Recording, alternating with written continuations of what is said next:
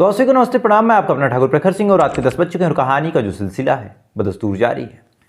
आज की कहानी शुरू करूं उससे पहले आप लोगों के कमेंट्स आए थे और कमेंट एक कहानी पे था जो मैंने नरोत्तम सिंह वाली कहानी सुनाई थी, यानी प्रकाश सिंह बादल, या फिर जो उसमें मैंने शब्द इस्तेमाल किया था प्रकाश सिंह ढिल्लों, जो पंजाब के एक्स सीएम भी रह चुके हैं, उनके चचेरे भाई की कहानी।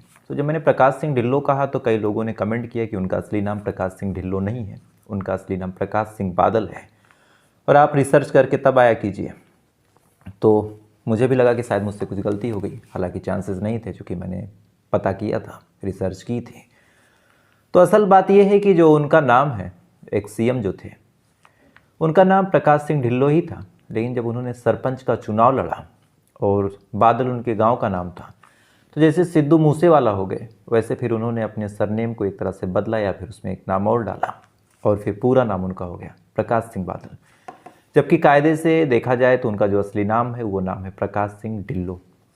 तो उनके ही चचेरे भाई थे नरोत्तम सिंह ढिल्लों और पूरी कहानी उन्हीं की थी। तो वो नाम जो बादल ऐड है, जो सरनेम बादल ऐड है, वो बाद में ऐड हुआ है। शुरुआत में उनका जो नाम था वो प्रकाश सिंह ढिल्लों ही था। तो एक अपडेट थी, मुझे लगा आपको बता देनी चाहिए, और एक छुपा रहस्य है, बहुत कम लोग जानते हैं, तो उसी बहाने थोड़ी सी जानकारी भी मिल गई। अब आते हैं आज की कहानी की बात करते हैं। और आमतौर पे मैंने कई कहानियाँ आपको सुनाई और अलग अलग चैनलों पे आप कई कहानियों को सुनते हैं। हर कहानी में आपको एक चीज़ देखने को मिलती है, लगभग 90% कहानियों की बात करें तो जब मामला होता है तो कहीं से कोई गलती या हो जाए तब पुलिस को जानकारी हो जाए, या फिर पहले ही किसी अपहरण या फिर किसी लाश के मिलने की सूचना हो तो पुलिस को जानकारी हो। उसके बाद पुलिस वाले जांच पड़ताल करते हैं, कईयों में नज़रअंदाज कर देते हैं, कईयों में बहुत ज़हीन दिमागिता के साथ जांच पड़ताल करते हैं और कड़ी से कड़ी जोड़ते रहते हैं, तमाम सबूत, तमाम सुराग, तमाम चीज़ें इकट्ठा करते हैं। उसके बाद फिर कड़ियों को जोड़ते हुए एक चेहरा सामने आता है, उससे फिर पूछताछ करते हैं, तफ्तीश करते हैं, तब पता चलता है कि हाँ यही कातिल है और फिर पूरा जो केस है वो सुलझ जाता है। ये अक्सर ऐसा होता है। लेकिन आज जिस कहानी के साथ, जिस सच्ची घटना के साथ आपके सामने हाजिर हुआ हूँ, इस कहानी में पुलिस वाले एक तो ज़्यादा कड़ियों पे ध्यान भी नहीं देते उतना शायद वक्त भी नहीं मिलता कि उतनी चीज़ों को करें, और अगर जोड़ते तो भी कोई शायद चांस ज़्यादा बनता नहीं। लेकिन यहाँ पे जो कातिल है वो खुद एक ऐसी गलती करता है, उसे कई ऐसी चीज़ें महसूस होती हैं, कई बार वो परेशान होता है, रातों को चौंक के उठता है और अपनी कम उम्री और अपनी नादानी के चक्कर में फिर खुद ही अपना इकबाल जुर्म करता है। और जब इकबाल जुर्म करता है तब पता चलता है कि हाँ यहाँ पे कत्ल भी हुआ था। इससे पहले ना कत्ल का कोई सबूत था, ना ही कोई लाश थी, ना ही कोई ऐसी बात थी। अगर लाश मिलती तो भी कोई कड़ी नहीं थी। पुलिस वाले भी हाथ पे हाथ रख के बैठे थे, जिसके घर का मामला था उसको भी कोई जानकारी थी नहीं। फिर भी जो कातिल है कुछ दिन बाद पहुंचता है और पहुंचने के बाद अपना इकबाल जुर्म कर लेता है। तो पूरी कहानी क्या है अब आपके सामने सिलसिलेवार तरीके से रखता हूँ। और इस कहानी की असल शुरुआत होती है उत्तराखंड से। साल 2022 की बात। इसी उत्तराखंड में एक जगह लगती है डालनवाला, और इसी डालनवाला में 16 मार्च साल 2022 की बात है, एक कंप्लेन दर्ज होती है। 16 मार्च साल 2022 यानी कायदे से जोड़ें तो आज से 2 साल पहले की बात है।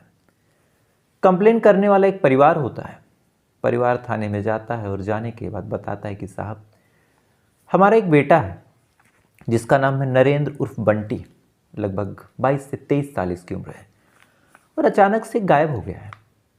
अब पुलिस वाले जब ये बात सुनते हैं कि 22 से 23 साल का लड़का अचानक से गायब, तो 2-3 सवाल पूछते हैं कि आपके बेटे का स्वभाव कैसा था, यानी वो करता क्या था। परिवार वाले बताते हैं कि ठीक ठाक स्वभाव था, इधर उधर दुकान वगैरह पे काम करता था। उन्होंने पूछा कि क्या इसका कोई पास्ट रिकॉर्ड या फिर कोई लड़ाई झगड़े का मामला किसी से। जो परिवार वाले वो कहते हैं कि नहीं, हमारे बेटे की ना किसी से कोई लड़ाई, ना किसी से कोई झगड़ा, कुछ भी नहीं है। अब पुलिस वाले जब ये दोनों चीज़ सुनते हैं तो सुनने के बाद उनके जहन में बस एक चीज़ आती है कि 22-23 साल का लड़का है, अगर किसी से कोई लड़ाई झगड़ा नहीं है, किसी से कोई रंजिश नहीं है, तो कुछ गलत होने के चांसेस हैं नहीं। कहीं घर में कोई बात हुई होगी, किसी की बात दिल पे लग गई होगी। और आमतौर पे अक्सर ऐसा होता है कि जब 21-22 साल के लड़के नौकरी के लिए जाते हैं, परिवार वालों के तानों से तंग आके, कई परिवार ऐसे होते हैं कि लगातार ताने देते हैं, तो फिर जो आदमी होता है, जो लड़का होता है, घर वालों को बिना बताए गुपचुप तरीके से निकल जाता है, ट्रेन पकड़ के, बस पकड़ के दिल्ली वगैरह जाता है, कुछ पैसे थोड़े बहुत कमाता है, तब परिवार वालों से कांटेक्ट करता है कि हाँ मैं जहाँ हूँ सुरक्षित हूँ। पुलिस वालों को लगा कि ऐसा ही कोई मामला होगा, घर पे कुछ नाराज़गी हुई होगी, लड़का जो है नाराज़ होकर चला गया होगा। उन्होंने कंप्लेन दर्ज की और परिवार वालों को समझा बुझा के भेजा कि ठीक है आप जाइए, हम खोज देंगे। परिवार वाले भी चुपचाप थाने से लौट आते हैं, अपने तरीके से पता करने की कोशिश करते हैं। बंटी की कोई जानकारी मिलती नहीं। जब कहीं से कोई इधर उधर सूचना भी नहीं आई तो परिवार वालों को भी लगा कि शायद कहीं चला गया होगा, किसी के साथ भाग गया होगा। 21-22 साल उम्र भी वैसी होती है। परिवार वाले शांत हो जाते हैं, बात आई गई हो जाती है। लगभग 4 दिन गुजर जाते हैं। 16 मार्च साल 2022 को ये कंप्लेन दर्ज हुई थी। देखते देखते 20 मार्च आ जाता है। 20 मार्च साल 2022 को इसी थाने के बगल एक दूसरा थाना है जिसका नाम है रायपुर थाना। इस रायपुर थाने में एक दूसरी कंप्लेन दर्ज होती है और ये कंप्लेन जो थी अपने आप में बड़ी सेंसिटिव थी। कंप्लेन एक 16 साल की लड़की की गुमशुदगी की थी। 16 साल की जो लड़की की बड़ी बहन थी वो थाने जाती है और जाने के बाद बताती है कि साहब मैं कुछ दिनों से मसूरी गई हुई थी और जब वापस आके देखती हूँ तो मेरी जो बहन है वो नदारत है। अब जब एक लड़की की गुमशुदगी की कंप्लेन आती है, पुलिस वाले फ़ौरन हरकत में आते हैं। लड़की की जो तस्वीर थी और जो तमाम डॉक्यूमेंट थे वो तमाम चीज़ कलेक्ट करते हैं और कलेक्ट करने के बाद जो लड़की थी उसकी बड़ी बहन से कहते हैं कि ठीक है आप जाइए, हम खोज देंगे। बहन जो थी हाथ पे हाथ रख के चली आती है। उसके बाद अपने तरीके से कोशिश करती है, क्योंकि यहाँ मामला एक लड़की था और एक 15, 16, 17 साल की लड़की अगर गायब हो जाए तो तमाम तरह की बातें होती हैं, लोग तरह तरह की बातें करते हैं। पूरी ज़िंदगी, पूरी कैरियर, शादीशुदा अगर कुछ होना हो तो वो तमाम चीज़ें बर्बाद होने लगती हैं। अच्छे रिश्ते नहीं मिल पाते हैं एक बार अगर लड़की के दामन पे दाग लग जाए। बड़ी बहन ये चीज़ बखूबी समझती थी, लिहाजा वो अपने तरीके से खोजने की लगातार कोशिश कर रही थी। जितने इस लड़की के दोस्त थे उनसे बातचीत करने की कोशिश कर रही थी, तमाम जगहों पे पड़ताल कर रही थी, लेकिन कहीं से कोई जानकारी नहीं मिली। देखते देखते 2-3 दिन गुजर गए। 20 तारीख को कंप्लेन दर्ज हुई, 21 बीत गया, 22 बीत गया, 23 बीत गया। 24 तारीख तक जो बड़ी बहन थी वो भी धीरे धीरे अब परेशान होना बंद कर रही थी। कायदे से कहें तो हथियार डाल रही थी कि शायद अब नहीं मिलेगी। थाने वगैरह के चक्कर लगा के भी वो थक चुकी थी, कहीं से कोई जानकारी नहीं। लेकिन इसी बीच उसके दरवाजे पे शाम को एक आहट होती है। लगभग 4 दिन बाद आहट होती है। वो चौंक के देखने जाती है और जैसे ही जाती है तो देखती है कि उसकी जो बहन है छोटी, जो 4 दिन पहले गायब हो गई थी, वो आके खड़ी है। अब एक लड़की जो 4 दिनों से गायब हो और अचानक से आके खड़ी मिले, पहले तो बड़ी बहन की खुशी का कोई ठिकाना नहीं। फ़ौरन खुश होती है, खुश होकर उसको अंदर लाती है, बैठाती है, पूछती है कि कैसी हो, कहाँ गई थी। जो छोटी बहन थी वो कुछ नहीं बोलती, चुपचाप कहती है कि मुझे भूख लगी है, खाना खिला दो। अब खाना मांगती है। बड़ी बहन जो थी भाव विभोर होकर पहले तो खाना खिलाती है। खाना खिलाने के बाद फिर पूछ रही कि कहाँ गई थी, क्या हुआ था, क्यों चली गई थी, किसके साथ गई थी। छोटी बहन फिर चुप है। चुप होने के बाद फिर शांत खामोश खड़ी। बड़ी बहन लगातार क्वेश्चन पूछ रही, लेकिन ना ही छोटी बहन कुछ कहती है ना ही कोई जवाब देती है। बस कहती है कि खाना बना देना और रात को मैं आपके पास सोऊंगी। अब ये दूसरी चीज़ जब बहन सुनती है तो थोड़ा हैरान होती है, क्योंकि आमतौर पे पिछले कई सालों से जो छोटी बहन थी, जब बड़ी बहन बोले भी कि मेरे पास सो, तो वो छोटी बहन मना करती थी और कहती थी कि दीदी मैं बड़ी हो गई हूँ और अकेले सोऊंगी। लेकिन आज पहली बार ऐसा था कि छोटी बहन खुद कह रही है कि मुझे आपके पास सोना है। बहरहाल बड़ी बहन कुछ बोलती रही, खाना फिर से बनता है। रात को दोनों लोग खाना खाते हैं। खाना खाने के बाद छोटी बहन आके सोती है और सोते टाइम उस छोटी बहन का जो रवैया था बड़ा अजीब था। हर बार जहाँ वो अपनी बहन से दूर भागती थी, ऐसा कोशिश करती थी कि जो शरीर हैं दोनों के टच ना हो। ऐसा पहली बार हुआ था कि जो छोटी बहन है वो अपनी बड़ी बहन से चिपक के सो रही। अब बड़ी बहन फिर कुछ समझ नहीं पा रही। बहरहाल उसे लगा कि शायद इतने दिनों बाद कहीं गई थी, कुछ बताना चाह रही हो, भी डांटना फटकारना ठीक है नहीं, क्या पता फिर चली जाए। चुपचाप बर्दाश्त करती है। रात में दोनों सोते हैं। सोते टाइम पे भी जो छोटी बहन थी अक्सर चौंक जाती, उठ जाती, बड़ी बहन से चिपक जाती, डरने लगती। अब ये तमाम चीज़ जब बड़ी बहन देखती वो भी परेशान होती। बहरहाल जैसे तैसे रात गुजरी, सुबह हुई। सुबह होने के बाद फिर से कमरे में जाए, फिर डर के बाहर आए, बिस्तर पे जाए, वहाँ से डर के चौंक के उठे। ये तमाम चीज़ें होने लगी। बड़ी बहन भी परेशान कि ये डर क्यों रही, किस चीज़ से चौंक रही। तरह तरह के ख्याल कि कहीं कोई भूत प्रेत या फिर ऐसी कोई बात नहीं। बड़ी बहन अब अपनी छोटी बहन को अपने पास बुलाती है और बुलाने के बाद उससे कहती है कि कोई बात है क्या, तुम डर क्यों रही हो। अब जैसे ही बड़ी बहन कहती है कि कोई बात है क्या, जो छोटी बहन है और डरने लगती है। और डरने के बाद फ़ौरन घबरा के अपनी बहन से कहती है कि नहीं नहीं कोई बात नहीं दीदी, सब ठीक है। अब बहन ने तो नॉर्मली पूछा था, छोटी बहन फिर डर के कहती है कि नहीं नहीं कोई बात नहीं, सब ठीक है। बड़ी बहन को और डाउट होता है। अब बड़ी बहन अपनी कसम देती है और कहती है कि सही सही बताओ बात क्या है। अब जब वो कसम देती है और कहती है कि अगर तुम नहीं बताओगी तो मैं तुम्हें छोड़ के मसूरी चली जाऊंगी तब जो छोटी बहन थी वो पूरी तरह से डरती है और डरने के बाद एक ऐसे कत्ल की कहानी सुनाती है जो वास्तव में हैरान करने वाली थी। और यहीं से कहानी पहुंच जाती है 3 साल पहले। 3 साल पहले इस लड़की का एक नाम अगर आप मान लीजिए, चूँकि नाबालिग है तो सही नाम लेना उचित नहीं है, एक नाम आप मान लीजिए दिव्या। दिव्या का एक पड़ोस के रहने वाले ने, बगल के गांव के रहने वाले लड़के से प्रेम प्रसंग था। जब ये 13-14 साल की थी तो उस टाइम ये जब पढ़ने जाती थी तो वहीं पे उसकी मुलाकात बंटी से होती है। बंटी से मुलाकात हुई, बंटी से बातचीत करता है। नई नई उम्र का पड़ाव, लड़की भी समझ नहीं पाती, दोनों के बीच बातचीत शुरू हो जाती है। अब बातचीत जब शुरू होती है तो फिर दोनों सोशल मीडिया के माध्यम से, अलग अलग प्लेटफॉर्म के माध्यम से एक दूसरे से बातचीत करते हैं। बड़ी बहन जब नहीं होती तो छोटी बहन अक्सर फ़ोन पे बंटी से बातचीत करती। अब बंटी भी कहीं ना कहीं इसको पसंद करने लगा। ये भी बंटी के प्यार में काफ़ी सीरियस हो गई। तमाम चीज़ें बिल्कुल ठीक होने लगी। आलम यह हुआ कि इस कच्ची सी उम्र में जब दोनों एक दूसरे के प्यार में काफ़ी सीरियस हो गए, काफ़ी गंभीर हो गए, तो फिर बंटी इसको मिलने बुलाता है। अब बंटी मिलने बुलाता है, जो दिव्या थी चली जाती है। जाने के बाद फिर ये दोनों एक दूसरे के साथ इंटीमेट होते हैं, एक दूसरे के साथ फिजिकल रिलेशन बनाते हैं। और इन तमाम चीज़ों की जो मोमेंट्स है वो बंटी अपने फ़ोन में कैद करने लगता है।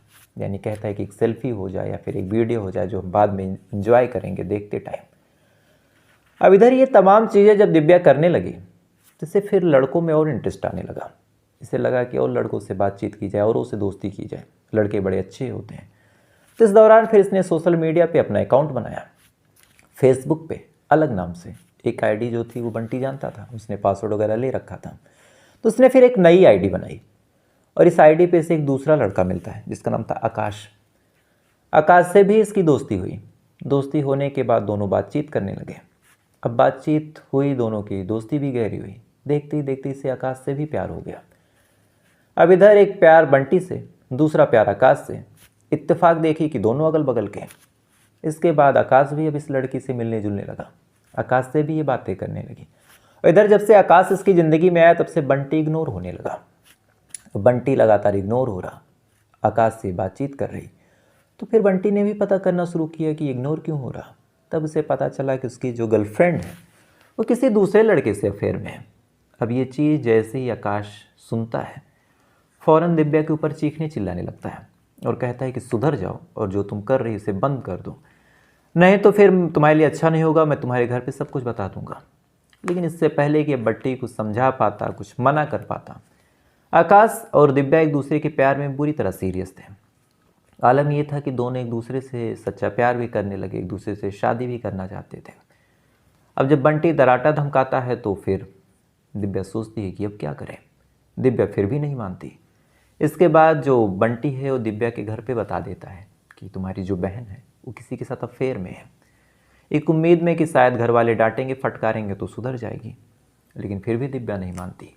अब आकाश के प्यार में जब दिव्या बुरी तरह पागल होती है तो बंटी कुछ गंदे तरीके अपनाता है।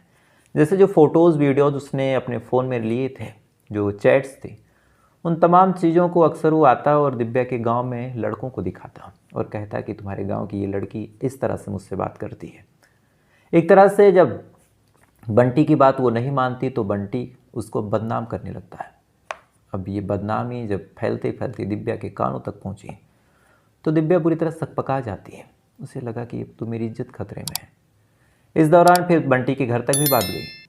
बंटी के घर वालों ने बंटी को मना किया, कहा ये काम बंद कर दो, लेकिन बंटी मानता नहीं, धीरे धीरे अलग अलग लड़कों को ये बातें बताने लगा। तो फिर दिव्या के जहन में अब धीरे धीरे बंटी से नफरत भरने लगी। उसने आकाश को भी इस बारे में बताया कि इस तरह से बंटी मेरे साथ कर रहा। तो फिर अब दोनों को कहीं ना कहीं लगने लगा कि जब तक बंटी इस दुनिया में है, जब तक वो यहाँ पे रहेगा, ऐसे ही बदनाम करता रहेगा, किसी से कुछ न कुछ कहता रहेगा। तो एक काम करते हैं, बंटी को रास्ते से ही हटा देते हैं। अब इस लड़की और आकाश दोनों के जहन में ये प्लान आ चुका था, लेकिन मारें कैसे, कुछ न कुछ उसके लिए भी प्लान चाहिए। तो फिर ये दोनों बैठ के सोचते हैं और प्लान बनाते हैं। इसी दौरान जो दिव्या थी उसे एक जानकारी मिलती है अपनी बड़ी बहन से कि 15 तारीख को, यानी 15 मार्च साल 2022 को, जो उसकी बड़ी बहन है दिव्या की, वो जाएगी मसूरी कुछ काम से और 2-3 दिन बाद आएगी। यानी जो उसका घर है अब पूरी तरह खाली है और उसे क्राइम सीन में बदला जा सकता है। उसने इस बारे में आकाश को बताया। आकाश सुनता है तो कहता है कि बस एक काम करो, चाहे जैसे उसको बुला लो, और ऐसे बुलाना कि फ़ोन ऑन मत करना, नहीं तो हम कुछ करेंगे तो फ़ोन से मामला फंस सकता है। उसने कहा ठीक है। अब वो जानबूझ के उसके इलाके में जाती है और जानबूझ के चेक करती है कि बंटी कहाँ पे है। जैसे बंटी उससे मिलता है वो इशारे में बंटी को अपने पास बुलाती है और कहती है कि मुझसे बहुत बड़ी गलती हो गई और मैं तुम्हारे साथ अपना रिलेशनशिप सुधारना चाहती हूँ। बंटी ये बात अब कई दिनों बाद सुन रहा, उसकी खुशी का ठिकाना नहीं। अब इससे पहले कि बंटी कुछ कह पाता, फिर से ये लड़की बोल पड़ती है और कहती है कि देखो 16 तारीख को मेरे घर कोई रहेगा नहीं, तो पूरी रात में खाली हूँ और अगर तुम चाहो तो आ सकते हो। अब गर्लफ्रेंड अब ऐसा ऑफर दे, बंटी शायद कई महीनों से यही चाह भी रहा था। फ़ौरन नाव देखता है नताव कह देता है कि ठीक है मैं आ जाऊँगा। 16 मार्च को तय समय के मुताबिक रात के लगभग 9 से 10 बजे बंटी पहुंच जाता है दिव्या के घर। घर पे कोई नहीं, बहन जा चुकी है, दिव्या के लिए। बंटी घर के अंदर दाखिल होता है। बिस्तर पे दिव्या लेटी हुई है, बुलाती है, कहती कि बिस्तर पे आओ। अब बंटी एकदम खुशी मन से शराब पी के पहुंचा ही था। बिस्तर पे जैसे ही दिव्या के साथ वो लेटने की कोशिश करता है, और ऐसा बिस्तर उस सेट किया गया था कि जो बंटी है जब बिस्तर पे लेटे तो पीछे का कोई सीन उसे ना दिखाई दे, पूरा प्लान यही था। जैसे ही वो लेटता है पीछे से आकाश आता है और फ़ौरन बेल्ट से बंटी के गले पे हमला कर देता है और उसके गले को बुरी तरह दबाने लगता है। और जैसे ही बंटी अब उठने की कोशिश करता है, जो दिव्या थी उसको अपनी बाहों में जकड़ लेती है बिस्तर पे लेटे लेटे, ताकि वो उठ ना पाए और पीछे से वो गला दबा दे। अब दिव्या उसको अपने बाहों में पकड़ी हुई है, आकाश पीछे से गला दबा रहा। लगभग 15 से 20 मिनट की जद्दोजहद होती है, हाथापाई होती है। उसके बाद धीरे धीरे जो बंटी है उसकी सांसें थमती है। थमने के बाद फिर वो मर जाता है। अब यहाँ पे कत्ल हो चुका था, लेकिन अब सवाल ये था कि लाश का क्या करें। तो जो आकाश था उस टाइम बाइक से आया था। अब पहले तो उस लाश को बोरे में डाला गया कि इससे पहले बॉडी अकड़े, जल्दी से तोड़ मरोड़ के बोरे में डालो। जो हाथ था उसे दिव्या खुद तारों से बांधती है। उसके बाद प्लान ये बना कि बाइक से लेके चले जाएं, लेकिन जब लाश को बाइक पे रखा गया तो बैलेंस बन नहीं पा रहा था। अब फिर एक टेंशन, इसके लिए अब कुछ और जुगाड़ चाहिए, या कोई स्कूटी हो या कोई ठेला टाइप हो। दोनों ही चीज़ें रात को 10 बजे कहाँ मिले। तो फिर उस लाश को उसी घर में छोड़ा जाता है। छोड़ने के बाद उसी बिस्तर पे जहाँ 10 मिनट पहले कत्ल हुआ था, उसी बिस्तर पे जो दोनों गर्लफ्रेंड बॉयफ्रेंड थे, आकाश और दिव्या, अपने रास्ते के कांटे को हटाने का जश्न मनाते हैं। पूरी रात एक दूसरे के साथ खुशी खुशी वक्त गुजारते हैं। जब सुबह होती है तो सुबह होने के बाद जो आकाश था अपनी बहन के पास जाता है स्कूटी मांगने। अपनी बहन से स्कूटी मांग के लाता है। लाने के बाद उसे स्कूटी पे आगे उस लाश को रखता है, और रखने के बाद एक जगह लगती है आमवाला ननूर खेड़ा। इसी आमवाला ननूर खेड़ा पे जाके उस लाश को गड्ढा खोद के दफन कर देता है, और जो बंटी का फ़ोन था उसे लेता है और अपने साथ दिव्या को लेता है, और वहाँ से लोग 9-11 हो जाते हैं। अब दोनों पहले दिल्ली जाते हैं, रास्ते में कहीं उसके फ़ोन को फेंक देते हैं। उसके बाद हरिद्वार जाते हैं। अलग अलग तमाम जगहों पे ये दोनों लोग भटकते हैं, लेकिन अब अपना घर छोड़ के कहीं भी रहने के लिए सबसे ज़रूरी चीज़ है पैसा। ना ही दिव्या के पास ज़्यादा पैसे थे, ना ही आकाश के पास ज़्यादा पैसे थे। तो फिर दोनों करें क्या। दोनों कुछ टाइम तो वक्त गुजारते हैं, लेकिन जब कहीं से कुछ खाने पीने का जुगाड़ नहीं था तो फिर लौटने का फैसला करते हैं। अच्छा, इधर जब 16 तारीख को बंटी का कत्ल हुआ तो फिर उसी रात को जब शाम को ही निकला था, उसके बाद वापस आया नहीं। तो घर वालों ने फिर कंप्लेन दर्ज की। पुलिस वाले खोजते रहते हैं लेकिन कोई जानकारी मिली नहीं। इधर जब 18-19 तारीख को जब दिव्या की बड़ी बहन आई, उसे दिव्या नहीं दिखी। उसने अपने थाने में कंप्लेन दर्ज की और दोनों ही मामलों में कोई ज़्यादा तरक्की हुई नहीं थी, कोई ज़्यादा बात आगे बढ़ी नहीं थी। अगर ये गलती खुद दिव्या ना करती और आके अपना इकबाल जुल्म अपनी बहन के साथ ना करती तो। अब ये तमाम चीज़ें जब वो अपनी बहन को बताती है और फिर कहती है कि मैं डर जाती हूँ, रोज़ रात को सपने देखती हूँ कि बंटी का चेहरा मेरे सामने आ रहा, तो दिव्या की बड़ी बहन की भी आप हिम्मत की दाद दीजिए। वो तमाम चीज़ें वो जाती है और पुलिस स्टेशन में बता देती है कि मेरी बहन और उसके प्रेमी ने ऐसे ऐसे कत्ल किया। चाहती तो अपनी बहन को बचाने के लिए ना बताती और पुलिस को कोई भनक नहीं थी, लेकिन उसकी बहन पुलिस को बताती है। पुलिस आती है, आने के बाद दिव्या और आकाश को गिरफ्तार करती है और गिरफ्तार करने के बाद जब बॉडी के बारे में पूछा जाता है तो आकाश जो लोकेशन बताता है, जब पुलिस और फॉरेंसिक वहाँ जाके खुदाई करते हैं तो सच में वहाँ पे डेड बॉडी यानी लाश मिलती है। तो अजीब सा ये मामला था जहाँ एक आदमी, एक लड़की जज्बात में आके ऐसे फैसले करते हैं। वहीं एक बड़ी बहन की हिम्मत की भी आप दाद दीजिए कि वो अपनी बहन को ही जेल भेजती है और कानून का साथ देती है। तो फिलहाल ये थी पूरी कहानी। उम्मीद है कहानी से आपने कुछ सीखा जरूर होगा, और अगर सीखा हो तो वीडियो को लाइक करके, चैनल को सब्सक्राइब करके अपना प्यार दीजिएगा। तो आपसे कल फिर मुलाकात होगी किसी दूसरी कहानी के साथ। तब तक अच्छे रहिएगा, खुश रहिए, अपना ख्याल रखिए, अपने देश का ख्याल रखिए। जय हिंद, वंदे